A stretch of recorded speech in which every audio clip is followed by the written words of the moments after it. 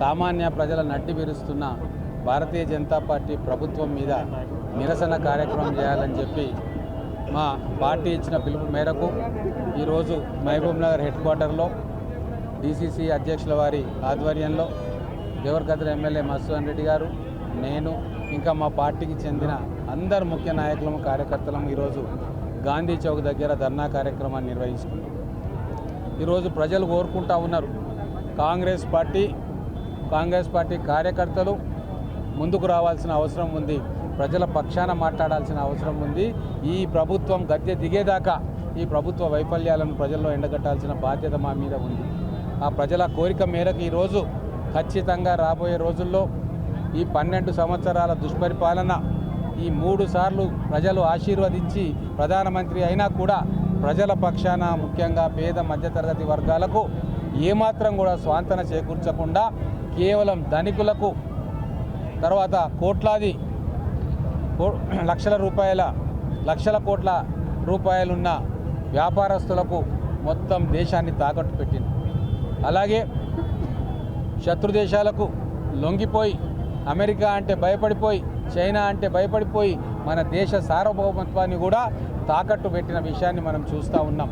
ఇంత ఘోరంగా భారతదేశ పలుకుబడి విదేశాల్లో తగ్గిన దాఖలా గతంలో లేకుండే కాంగ్రెస్ పరిపాలనలో ఇంట బయట ప్రజలను మెప్పించి మొత్తం ప్రపంచవ్యాప్తంగా దేశాల గౌరవాన్ని సంపాదించుకున్న దాన్ని ప్రజలు గుర్తు తెచ్చుకుంటూ ఉన్నారు.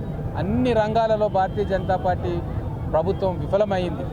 పెట్రోల్ ధరలు ఆకాశానికి అంటుతూ ఉన్నాయి, నిత్యావసర ధరలు పెరుగుతూ ఉన్నాయి, నిరుద్యోగం విలయ తాండవం చేస్తూ ఉంది, ప్రజల్లో అసంతృప్తి ఉంది, యువతలో అసంతృప్తి ఉంది.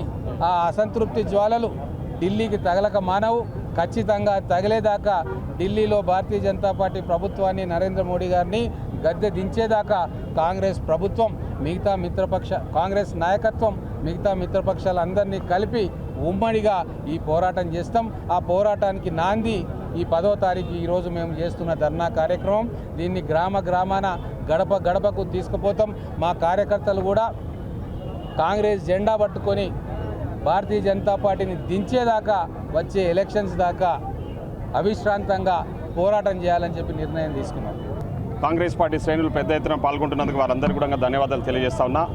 ముఖ్యంగా కార్పొరేట్ వ్యవస్థ కొమ్ము కాస్తూ బీజేపీ ప్రభుత్వం ఈరోజు వ్యవహరిస్తున్న తీరును మనం అందరం కూడా చూస్తూ ఉన్నాం. సామాన్య ప్రజల పాలిట పట్ల ఒక శాపంగా ఈరోజు బీజేపీ పార్టీ మారిందని చెప్పి అనడంలో ఎలాంటి అతిశయోక్తి లేదు. ఎందుకంటే సామాన్య ప్రజల నడ్డి విరిచే విధంగా ఈరోజు పెట్రోల్ డీజిల్పై అక్రమంగా, అంటే అన్యాయంగా దాదాపు 12 రూపాయలు ఒక 15 డేస్లోనే పెంచడం అనేది ఇది దుర్మార్గమైన చర్య.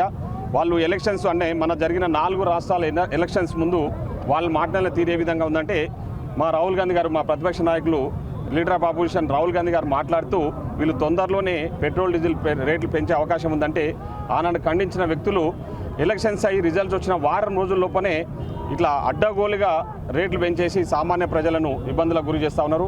అదే కాకుండా ఈరోజు నిరుద్యోగ యువత, ముఖ్యంగా స్టూడెంట్స్ ఎంతో కష్టపడి నీట్ ఎగ్జామ్కు ప్రిపేర్ అయితే ఆ పేపర్ లీకేజ్లో కీలక పాత్ర పోషించిన వ్యక్తులను ఈరోజు కేంద్ర ప్రభుత్వం కాపాడుతుందంటే ఒకసారి సామాన్య ప్రజలందరూ కూడా ఆలోచన చేయాలి. మన జరిగిన ఢిల్లీలో ఒక జంతర్ మంతర్ దగ్గర ర్యాలీ జరిగితే లక్షలాదిగా స్టూడెంట్స్, వాళ్ళ పేరెంట్స్ వచ్చి ఈరోజు బీజేపీకి వ్యతిరేకంగా ఆ ఉద్యమంలో పాల్గొన్నారన్న విషయం కూడా ఈ సందర్భంగా గుర్తు చేస్తా ఉన్నా. ఈరోజు దేశవ్యాప్తంగా కాంగ్రెస్ పార్టీ ఆధ్వర్యంలో ఈరోజు బీజేపీ వ్యవహరిస్తున్న తీరు, ముఖ్యంగా దాదాపు 22 లక్షల మంది స్టూడెంట్స్, వాళ్ళ పేరెంట్స్ అందరూ కూడా సఫర్ అవుతూ ఉన్నారు.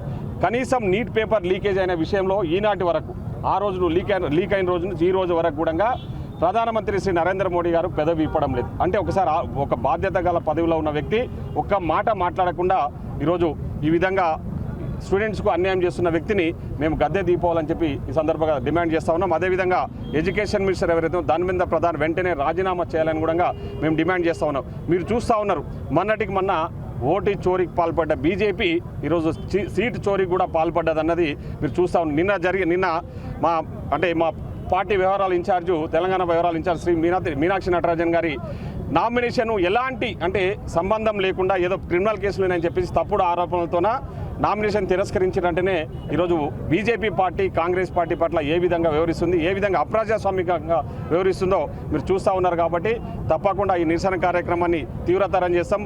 రేట్లు ముఖ్యంగా పెంచిన రేట్లు తగ్గించేంత వరకు, అదేవిధంగా ఈ స్టూడెంట్స్కి ఏదైతే న్యాయం జరిగే కూడా మేము కాంగ్రెస్ పార్టీ తరఫున ఈ నిరసన కార్యక్రమాన్ని కొనసాగిస్తాం.